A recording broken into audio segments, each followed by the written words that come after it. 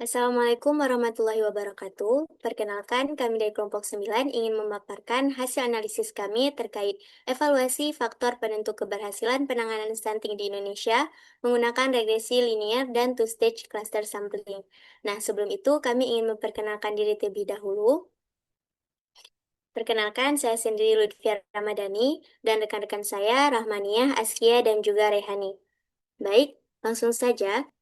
Seperti yang kita ketahui, Indonesia memiliki wilayah yang sangat luas dan juga sangat beragam. Nah, tentu saja kondisi di daerah-daerahnya memiliki kondisi geografis yang berbeda-beda.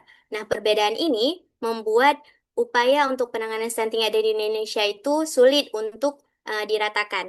Nah, stunting ini sendiri masih menjadi permasalahan yang sangat utama terkait kesehatan yang ada di Indonesia, karena dia itu langsung berdampak terhadap tumbuh kembang si anak dan juga akan menjadi ancaman yang serius untuk generasi kita yang akan mendatang. Nah, nah kita harus mengetahui nih, apa saja sih yang menjadi ukuran agar dapat mendorong penanganan stunting yang ada di Indonesia supaya dia itu lebih menyeluruh. Nah, dalam penelitian ini kami menggunakan Indeks Khusus Penanganan Stunting atau IKPS yang diantaranya mencakup akses sanitasi layak, kondisi gizi, imunisasi, cakupan cakupan ASI eksklusif, dan juga akses air bersih yang layak. Penelitian ini kami gunakan untuk melihat nih apa saja faktor-faktor yang menjadi eh, pendukung untuk IKPS menjadi lebih menyeluruh di seluruh Indonesia berdasarkan kelima aspek yang telah disebutkan tadi. Selanjutnya, untuk data yang kami gunakan merupakan data Indeks Khusus Penanganan Stunting yang ada di Indonesia pada tahun 2022. Nah, ini bersumber dari Badan Pusat Statistik. Nah, di sini kami gunakan IKPS sebagai variabel utama. Sementara untuk indikator yang kelima tadi, yaitu akses sanitasi layak, kondisi gizi, cakupan ASI eksklusif, dan juga air minum layak, itu menjadi faktor pendorongnya atau faktor pendukung yang kami gunakan. Nah, untuk em, metode yang kami gunakan itu yaitu metode regresi linear berganda.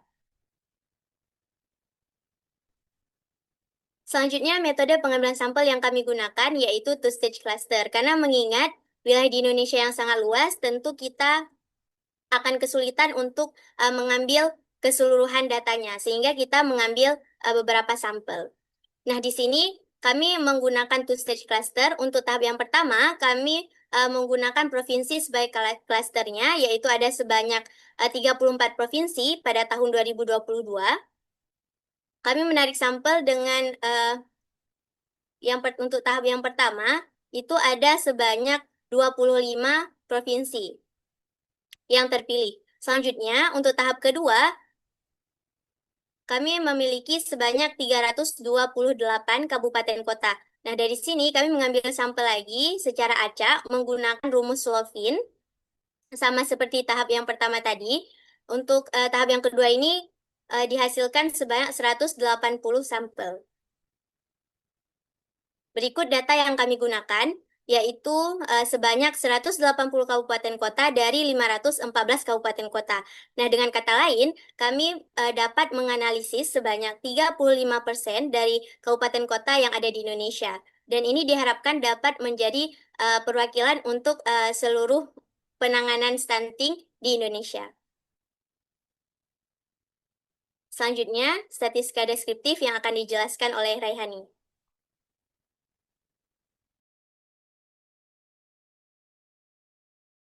Baik, pada slide ini saya akan menjelaskan ringkasan statistik deskriptif dari tiga variabel utama yaitu IKPS, dimensi gizi, dan sanitasi.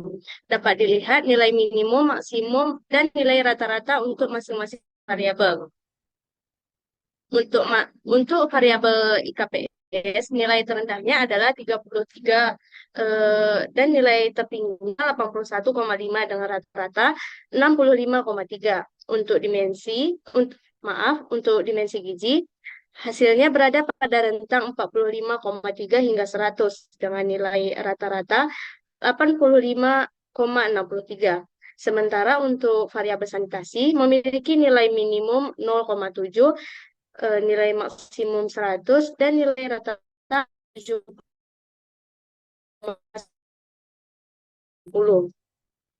Selanjutnya, untuk kelompok variabel kedua yaitu imunisasi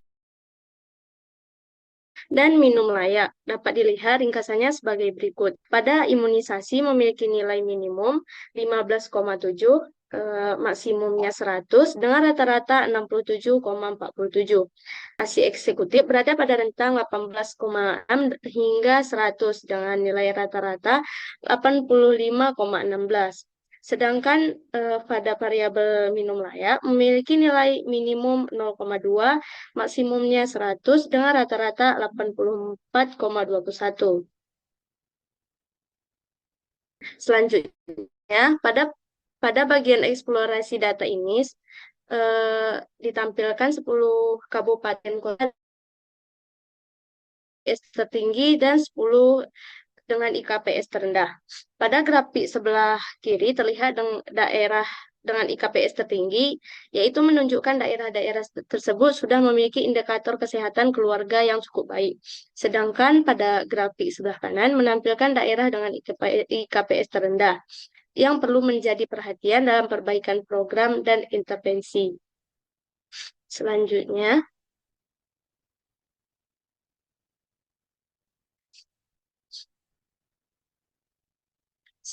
pada histogram IKPS menunjukkan sebagian besar daerah berada pada rentang nilai menengah ke tinggi. Sebarannya condong ke kanan, artinya banyak wilayah yang memiliki IKPS tertinggi, tetapi masih ada beberapa wilayah dengan nilai terendah. Untuk histogram dimensi gizi, sebaran dimensi gizinya juga condong ke sebelah kanan. Banyak daerah memiliki nilai gizi yang tinggi, namun tetapi terlihat beberapa daerah yang berada pada rentang yang rendah. Untuk histogram sanitasi atau akses sanitasi layak, pada variabel ini sebagian besar daerah memiliki akses yang baik, terlihat dari tingginya frekuensi pada nilai tinggi. Namun masih ada beberapa sedikit daerah pada kategori terendah. Dan histogram imunisasi memperlihatkan bahwa sebagian besar wilayah berada pada rentang menengah ke tinggi. Masih terdapat beberapa daerah yang cakupan imunisasinya rendah. Selanjutnya, pada histogram ASI eksklusif juga berat ke sebelah kanan, menunjukkan banyak daerah dengan capaian ASI eksklusif yang tinggi, walaupun ada beberapa sebagian kecil daerah dengan capaian yang sangat rendah. Yang terakhir, pada histogram minum layak. Untuk akses air minum layak, banyak daerah berada pada kategori tinggi. Namun, histogram tetap menunjukkan adanya daerah dengan akses yang rendah, sehingga perlu perhatian khusus. Sekian presentasi saya, selanjutnya akan dijelaskan oleh rekan saya.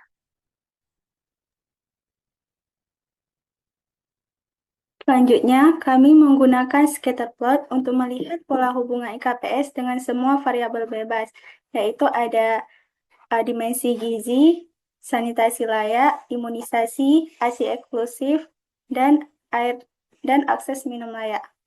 Bisa kita lihat bahwa seluruh scatter plot menunjukkan hubungan positif terhadap nilai IKPS.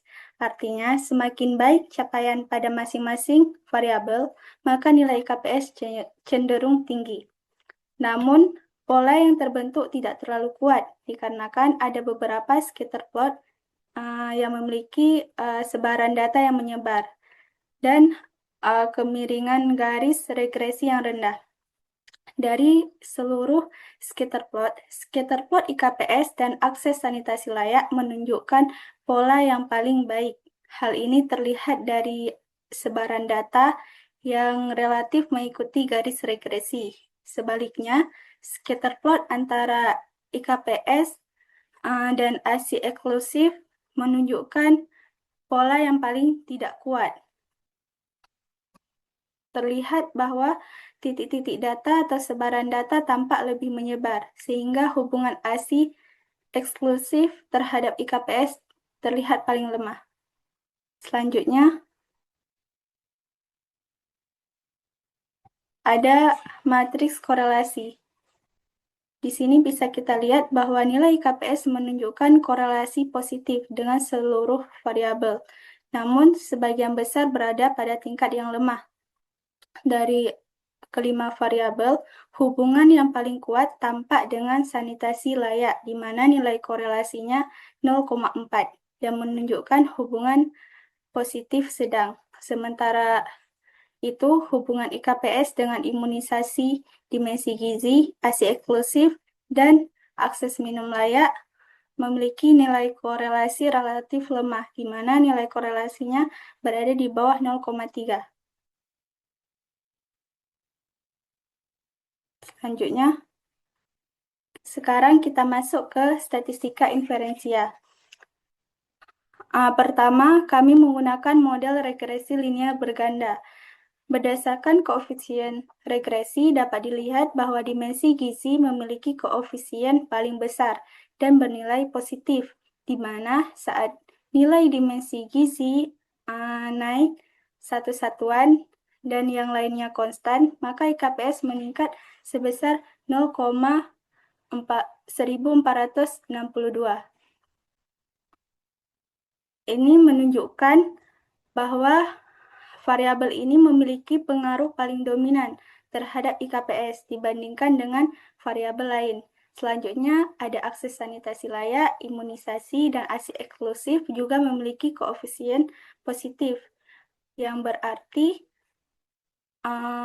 peningkatan pada ketiga variabel tersebut cenderung diikuti oleh peningkatan nilai KPS, meskipun besarnya pengaruh relatif lebih kecil dari nilai dimensi gizi. Sementara itu, akses air minum layak memiliki koefisien negatif dengan nilai yang sangat kecil, di mana saat akses air minum layak naik satu satuan dan yang lainnya konstan, maka nilai KPS cenderung menurun 0,000087, sehingga pengaruhnya terhadap IKPS dalam model ini sangat lemah. Selanjutnya akan dipresentasikan oleh Askia. Baik, di sini kami melakukan uji asumsi klasik untuk melihat apakah model regresi yang didapat apakah layak atau tidak. Di sini pertama ada uji normalitas. Di sini dapat dilihat bahwa nilai p-value pada uji normalitas yaitu 0,8299 lebih besar dari tingkat signifikansi yaitu 0,01, sehingga dapat disimpulkan bahwa uji normalitas terpenuhi, sehingga model ini galak datanya berdistribusi normal. Kemudian uji autokorelasi. Pada uji autokorelasi dapat dilihat bahwa nilai p-value-nya sebesar 0,2136 lebih besar dari tingkat signifikansi yaitu 0,01, sehingga tidak ada autokorelasi positif atau negatif antar variabel. Kemudian ada uji homoskedastisitas. Pada uji homoskedastisitas dapat dilihat bahwa nilai p-value sebesar 0,0241 lebih besar dari nilai tingkat signifikansi yaitu 0,01, sehingga galak datanya homogen. Kemudian terdapat uji multikolinearitas. Dapat dilihat bahwa variabel dimensi gizi, sanitasi layak, imunisasi, ASI eksklusif, dan air minum layak memiliki nilai VIF yang lebih kecil dari 10, sehingga tidak terdapat multikolinearitas antar variabel, sehingga dapat disimpulkan bahwa model tersebut layak untuk digunakan. Selanjutnya, uji serempak dan uji parsial. Pada uji serempak, di sini dapat dilihat bahwa nilai p-value sebesar 2,2 kali 10 pangkat 6. Hal ini menunjukkan bahwa nilai p-value ini lebih kecil dari 0,01, sehingga setidaknya ada satu variabel antara variabel dimensi gizi, sanitasi layak, imunisasi, ASI eksklusif, dan minum layak yang berpengaruh terhadap variabel IKPS. Kemudian ada uji parsial. Pada uji parsial dapat dilihat bahwa dimensi gizi, sanitasi layak, dan imunisasi memiliki nilai p-value yang lebih kecil dari tingkat signifikansi, sehingga tolak H0 dan memiliki pengaruh terhadap variabel IKPS.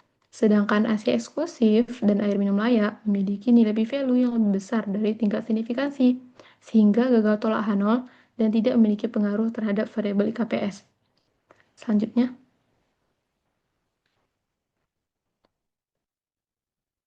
Pada model tersebut didapatkan nilai koefisien determinasi sebesar 0,4875. Hal ini menyatakan bahwa sebesar 48,75% variabel IKPS dapat dijelaskan oleh variabel dimensi gizi, akses sanitasi layak, imunisasi, ASI eksklusif, dan akses minum layak. Sedangkan sisanya sebesar 51,25% dipengaruhi oleh faktor lain yang tidak disebutkan di dalam model.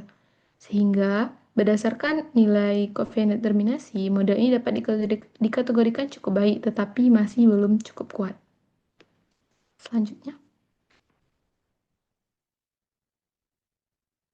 berdasarkan hasil analisis yang telah dilakukan, maka dapat disimpulkan bahwa nilai IKPS menunjukkan adanya ketimpangan antara kabupaten atau kota, di mana sebagian daerah memiliki capaian tinggi, sementara daerah lain masih rendah, sehingga penanganan stunting masih belum merata. Data dianalisis setelah dilakukan transformasi karena belum memenuhi asumsi awal.